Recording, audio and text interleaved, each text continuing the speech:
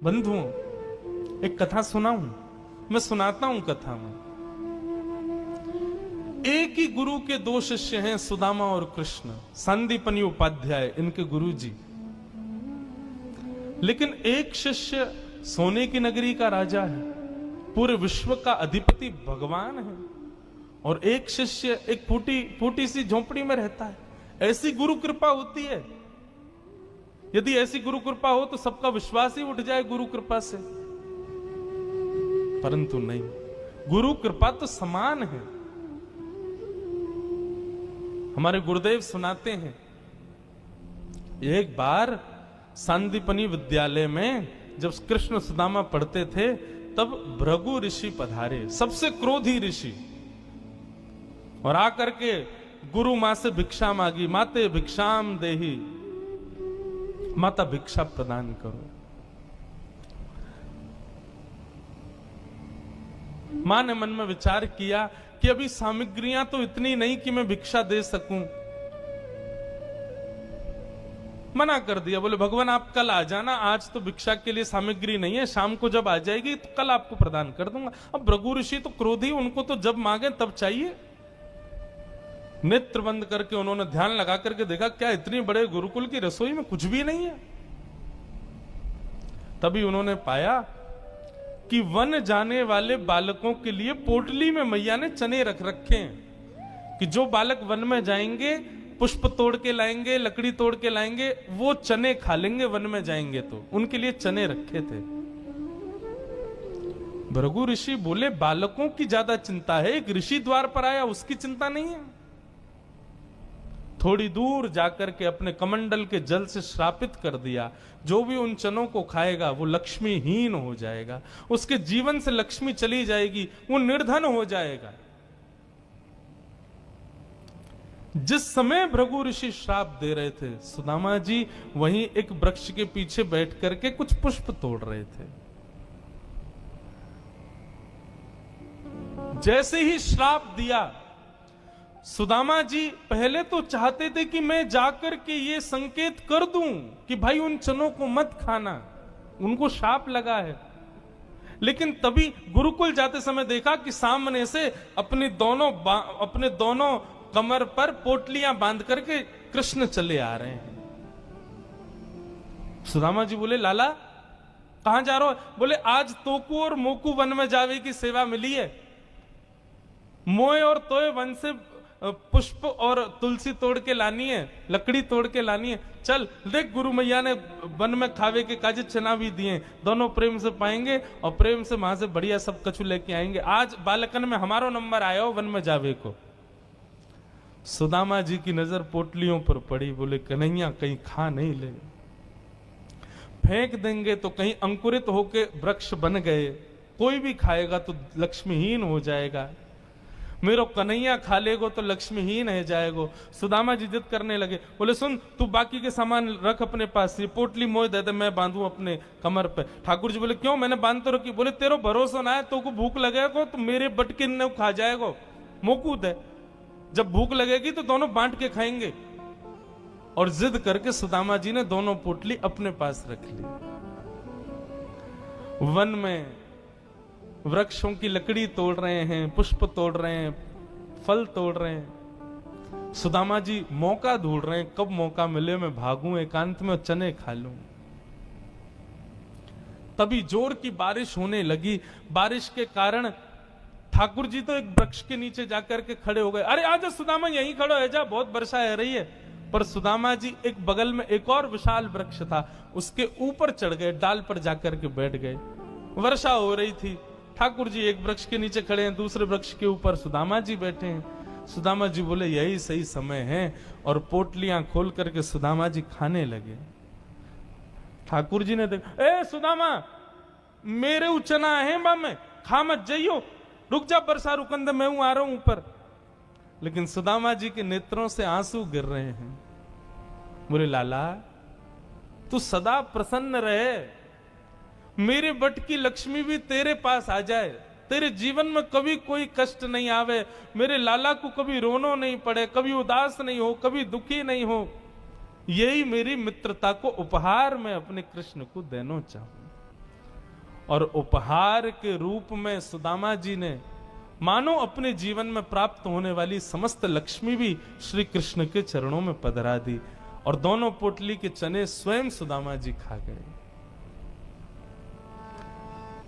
द्वारिकाधीश कृष्ण उस दिन तो सोच रहे थे कि सुदामा, तूने एक बार भी विचार नहीं किया कि मेरे भी चने थे उसमें, पा गया। सुदामा जी क्षमा मांगने लगे, बोले माफ कर दे लाला, भूख ज्यादा लगी हमारे, खा गए हो, लेकिन वास्तविकता कौन जाने। मैं तो अपनी कथाओं में कहा करता हूं बंधुओं, हमारे द्वारिकाधीश सोने की नगरी के राजा हैं। राजा तो उग्रसेन है, लेकिन फिर भी राजा द्वारिकाधीश को ही माना जाता है। ये सब सुदामा की देन है द्वारिकाधीश को। सुदामा की बटकी लक्ष्मी है द्वारिका में। सुदामा एक निर्धन जीवन जीता है, सुदामा एक सामान्य जीवन जीता है। क्यों? ताकि मेरो लाला प्रसन्न रहे, मेरो कन्हैया प्रसन्न रहे, वाकु कोई कष्ट नहीं हो, सखा हो तो ऐसा हो। सुदामा जी का जीवन पता है कैसा था? सुदामा जी के घर में आज यदि भोजन बन गया तो निश्चित है 2 दिन तक भोजन नहीं बनेगा। आज यदि एकादशी है तो सुदामा जी नाचते थे, देवी आज एकादशी, आज अन्न बनेगा नहीं। पत्नी कहती हमारी रोज ही होती है, आज इतने खुश क्यों हो रहे हो? कल दशमी को भी हम लोग व्रत में ही थे, और कल द्वादशी पर पूरा विश्व एकादशी अन्न खा करके तोड़ेगा, हमारा कल भी व्रत ही रहने वाला है, तो इतना खुश क्यों हो रहे हो आज? सुदामा जी कहते मैं इसलिए खुश हो रहा हूं कि मैंने सुना है एकादशी के दिन जब कोई व्रत करता है तो ठाकुर जी उससे और प्रेम करते हैं। मैं और तू कितने भाग्यशाली, दुनिया के लोग महीने में 2 एकादशी करते हैं, मैं और तू तो 6-7 एकादशी करते हैं दिन में, महीने में। ठाकुर जी हमसे कितना प्रेम करते हैं। अपनी हर स्थिति को पॉजिटिव वे में सोचते हैं श्री सुदामा जी, उसमें कभी अपने आप को कोसते नहीं कि मेरे पास धन नहीं, अन्न नहीं, ये व्यवस्था नहीं, हर चीज में सोचते हैं ठाकुर जी की कृपा। सूरदास जी के पास नेत्र नहीं थे, दुनिया के लोग कोसते, बोले कि यार तुम 24 घंटे भगवान का नाम गाते हो और उस भगवान ने तुमको आंख भी नहीं दी। सूरदास जी इतना सुंदर तर्क देते, बोले अरे भले आदमी जरा बात तो सुन। बोले बताओ। बोले तुमको आंख दी है भगवान ने, इसका मतलब तुम कभी कल को गड्ढे में गिरे ना तो लोग तुमको ही कोसेंगे, अरे देख के नहीं चलता है। लेकिन मैं कभी गड्ढे में नहीं गिरता, क्यों? क्योंकि तुम तो अपनी जिम्मेवारी पर अपनी आंखों से देख के चलते हो। मुझे नेत्र नहीं दिए ठाकुर जी ने, क्यों? मेरी उंगली पकड़ के श्याम सुंदर चलता है, मेरी जिम्मेवारी उसके हाथ है, तुम्हारी जिम्मेवारी तुम्हारे हाथ है। अपने आप देख के चलो, कहीं गिरो नहीं, कहीं फिसलो नहीं, लेकिन मेरी उंगली पकड़ के तो श्याम सुंदर चलता है। अरे तुझे देखने की आवश्यकता नहीं, मैं चल रहा हूं ना आगे आगे। मेरी जिम्मेवारी ठाकुर जी ने ली है, इसलिए मुझे नेत्र नहीं दिए। यदि कोई सर्वगुण संपन्न है तो इसका मतलब है कि उसको सारी जिम्मेवारियां दे रखी हैं ठाकुर जी ने। लेकिन कोई व्यक्ति अगर अभावग्रस्त जीवन जी रहा है तो यही समझो कि ठाकुर जी ने मेरा ये भाव ले रखा है, तुझे इसकी जरूरत नहीं है, मैं निर्वहन करवाऊंगा। ऐसा सोचे, ऐसा विचार करे, कोई दुखी नहीं होगा। सुदामा जी महाराज फटी टूटी झोंपड़ी में रहते हैं, उधरी हुई धोती पहनते हैं, अन्न जल का तो कोई ठिकाना ही नहीं है, ऐसे घर में रहते हैं। पत्नी बोली द्वारिकाधीश आपके मित्र हैं, आप जाते क्यों नहीं कभी उनसे मिलने?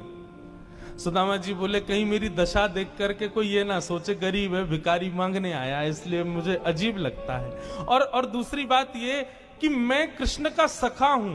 अब कृष्ण तो बढ़िया राजकीय वेश में रहता है, अब मैं ऐसे रहता हूं, कोई मुझे देख करके कहीं ये ना सोचे ये कैसा सखा ठाकुर जी का, इसलिए मुझे लगता है कि मैं यहीं से ही उनको भज लूं, उनके पास ना जाऊं। आज सुदामा जी की पत्नी ने सौगंध दे दी, तुम्हें मेरी सौगंध है, जाओ द्वारिकाधीश से मिलके आओ। पत्नी की सौगंध मान करके सुदामा जी आज विचार करने लगे, जाऊं? मेरी अवस्था देख करके कृष्ण ये तो नहीं सोचेगा कि कहां से आ गया, कुछ मांगने आया है। कृष्ण तो नहीं सोचेगा, लेकिन उसकी पटरानियां, उसके राज्य के लोग, महामंत्री आदि ये सब तो नहीं सोचेंगे।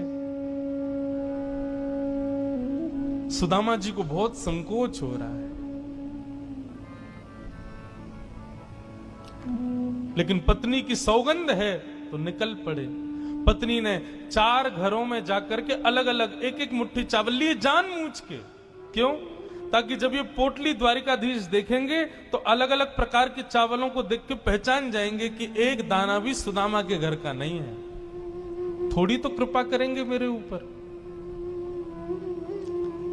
सुदामा जी पोटली दबाए निकल पड़े। सुदामा जी महाराज धीरे धीरे चल करके द्वारिका की ओर जा रहे हैं। एक गजल की 2 पंक्तियां हैं, मुझे बहुत प्रिय लगती हैं, सुदामा जी के लिए लगती हैं। रस्ते भर रो रो कर हमसे, रस्ते भर रो रो कर हमसे, पूछा पाँव के छालों ने, वसती कितनी दूर बसाली, बसती कितनी दूर बसाली, दिल में रहने वालों ने, रस्ते भर रो रो कर हमसे, पूछा पाँव के छालों में, कौन हमारा दर्द सुनेगा इन जख्मी दीवारों पे, अपना अपना नाम लिखाए बस्ती में रहने वालों ने, रस्ते पर। चलते चलते महीनों बीत गए सुदामा जी को। तभी एक व्यक्ति से बोले, भैया द्वारिका नगरी कितनी दूर रह गई है अभी यहां से? व्यक्ति हंस करके बोला, भगवान आप गलत आ गए हो।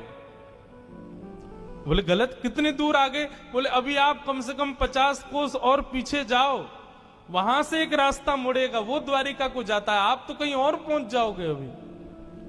सुदामा जी महाराज बोले, भले पधारे भैया द्वारिकाधीश। चलते चलते चलते मैं तो वैसे ही आधो और आधो रह जाऊंगा, मुंह तो लगे मेरे प्राण ही निकल जाएंगे, मैं द्वारिका पहुंच ही ना पाऊंगा। अब लाला तू वैसे तो हमारे हृदय में बैठो है, चल के तो हम पता ना कब पहुंचेंगे, लेकिन लाला तेरी अगर इच्छा हो तो तू ही बुला ले अब मुंह को। और ऐसा कह के सुदामा जी वहीं एक वृक्ष के नीचे लेट गए।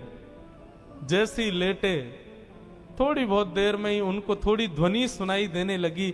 नेत्र खोल करके देखा, सोने की नगरी है, चारों ओर जय श्री कृष्ण जय श्री कृष्ण जय श्री कृष्ण नाम की ध्वनि आ रही है। सुदामा जी महाराज थोड़े प्रसन्न हो गए, बोले भैया ये कौन सी नगरी है? किसी व्यक्ति से पूछा ये कौन सी नगरी है? बोले भगवान ये द्वारिकापुरी, मेरे कृष्ण मित्र की नगरी द्वारिका। बोले हाँ ये द्वारिकाधीश की नगरी द्वारिका। सुदामा जी तो नाचने लगे, जय हो वारे कन्हैया तेरी कृपा। भैया ये द्वारिकाधीश कहां बैठे होंगे? बोले सामने जो महल दिख रहा है इसी के राजा हैं द्वारिका, आप चले जाओ। सुदामा जी गए द्वारपालों से जाकर के बोले, भगवान मेरी फटी हुई धोती और मेरे पतले दुबले तन को देख करके आप ये मत सोचना मैं गरीब हूं कुछ मांगने आया हूं, पहले ही स्पष्ट कर दिया मैं कृष्ण का सखा हूं। हम दोनों एक साथ एक ही गुरुकुल में पढ़े हैं, नाम मेरा सुदामा है। आज अपने सखा से मिलने आया हूं, आप कृपा करके उनको जाकर के ये बता दीजिए। और सुनिए, यदि वो बहुत व्यस्त हो तो उनको परेशान मत करो, आपके इतने बड़े महल में कोई खिड़की हो वहां से मुझको उनका दर्शन करा दो, मैं तो केवल उनको देखने आया हूं। द्वारपालों ने बंधुओं ससम्मान सुदामा जी को बिठाया। कई लोग कहते हैं द्वारपालों ने धक्के दे दिए, सुदामा जी भगा दिए। बोले कहां चले आए हो? भगवान के द्वारपाल हैं वो कोई हमारे आपके जैसे अल्लड़ लोगों के द्वारपाल नहीं है जो भगा देंगे। भगवान के द्वारपाल है, इतना शिष्टाचार भी नहीं है क्या उनके पास? किसको कैसे सम्मान देना है, बिठाया। कहा महाराज द्वारिकाधीश प्रसाद पा रहे हैं, हम फिर भी निवेदन कर देते हैं। भीतर जाके द्वारपालों ने जैसे ही बताया, द्वार पर आपके सखा आए हैं, बचपन के मित्र हैं, नाम उन्होंने सुदामा बताया है। सुदामा नाम सुनते ही भगवान कवल खा रहे थे, खाते खाते रुक गए। बोले क्या नाम बताया? बोले सुदामा। मेरे बचपन के सखा सुदामा आए हैं बाहर? बोले हाँ नाथ, सुदामा जी आए। आप प्रसाद पा लीजिए, हमने उनको कह दिया है आप जब निवृत्त हो जाएंगे तब दर्शन कराएंगे। भगवान बोले प्रसाद ये आवश्यक है? मेरे मित्र आए, सखाएं बाहर खड़े, तुम उनको बाहर ही छोड़ के आ गए। भगवान आज पहली बार बीच प्रसाद से उठ गए, दौड़े। महामंत्री, सेनापति, पत्नियां सब दौड़ रही हैं। ऐसा कौन आ गया जिसके लिए भोजन छोड़ के भागे? द्वार पर दीनहीन सी अवस्था है, सुदामा जी खड़े। भगवान ने जाकर के हृदय से लगा लिया। बार बार उनके मुख को देखते हैं, फिर हृदय से लगाते हैं, फिर देखते हैं, फिर हृदय से लगाते हैं। अपने गले में गलवैयां डाल करके लेकर के चल रहे हैं, फिर चलते चलते पता नहीं क्या होता है, ठाकुर जी फिर रोकते हैं, फिर हृदय से लगा लेते हैं, फिर चलते हैं, फिर हृदय, बार बार हृदय से लगा रहे हैं और रोने लग रहे हैं ठाकुर जी। रुक्मणी आदि पटरानियों ने ऐसा दृश्य पहले द्वारिका में कभी नहीं देखा।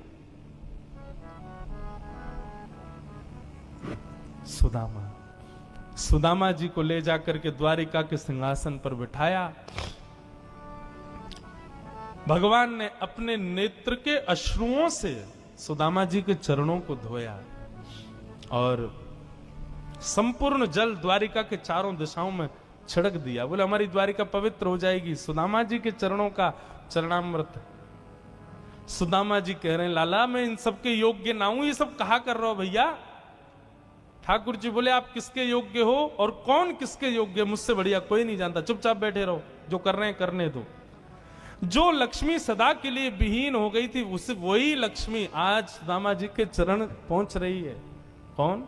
रुक्मणी।